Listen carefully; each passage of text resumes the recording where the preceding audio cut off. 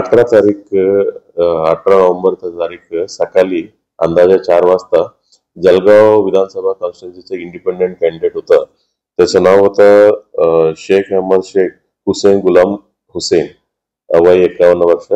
ह्यांच्या घरावरती फायरिंग केलं म्हणून आम्हाला रिपोर्टिंग झालं होतं आणि तिथं पूर्ण शोध केल्यानंतर इन्व्हेस्टिगेशन मध्ये तिथं खरंच त्यांचा तो पहिल्या मजल्यावर राहत होता. त्यांचा घरचं खिडकीचा काच तुटले होते 2 बुलेट लागून आणि 1 बुलेट त्यांचं वॉलवर लागले होते. आणि गुन्हा दाखल झाल्यानंतर आम्ही पूर्ण चौकशी आणि तपास चालू होते.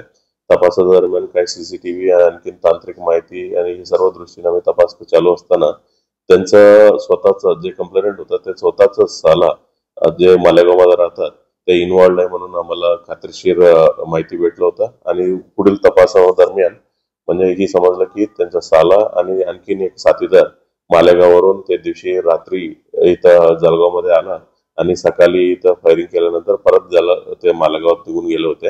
आणि आदल्या दिवशी म्हणजे 17 तारीख रात्री देखील म्हणजे इथे एकदा रेकी करायला तो त्यांच्या साला हे आपल्या जळगावमध्ये आले होते. ही सर्व गोष्टी आम्हाला आता खात्रीशीर डिटेक्शन झालेलं आहे आणि सध्या 3 लोकांना अटक करण्यात आले होते. त्या 3 लोकांचा स्वतः जे उमेदवार होते त्यांना आणि त्याचा मुलगा शेख शिबान आणि दुसरा एक जे बाईकवर आले होते पाठीमागे बसले होते त्याचं इरफान अहमद मोहम्मद हुसेन, वय 32 वर्ष, राहणारे मालेगाव. असं 3 लोकांना अटक केलेलं आहे. आणखीन 2 लोकांना अटक करणं बाकी आहे. जे मेन ज्यांनी फायरिंग केलं होतं तो फरारी आहे सध्या आणि जे ते आणखीन एक उमेदवार आहे त्यांचा लहान मुलगा आहे त्यांना देखील म्हणजे अटक करणं बाकी आहे. सर आता फरार असलेल्या आरोपींची नावं काय आहेत? फरार असलेल्या आरोपींचं आहे मोहम्मद शफीक शेख अहमद उर्फ बाबा, त्याला बाबा म्हणतात, मालेगावचा आहे.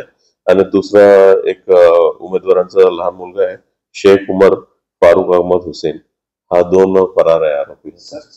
पार्श्वभूमी काय सर, ज्यांना अटक करण्यात आलेल्यांनी असं कृत्य का केलं? नेमका ते उमेदवार आहे, काही पार्टीचं तिकीट वगैरे मागितलं होतं तरी देखील त्यांनी उमेदवारी टाकलं होतं.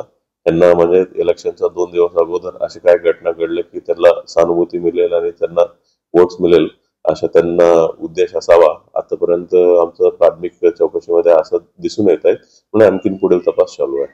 आरोपी हा शिकलेला आहे का? उच्च शिक्षित आरोपी?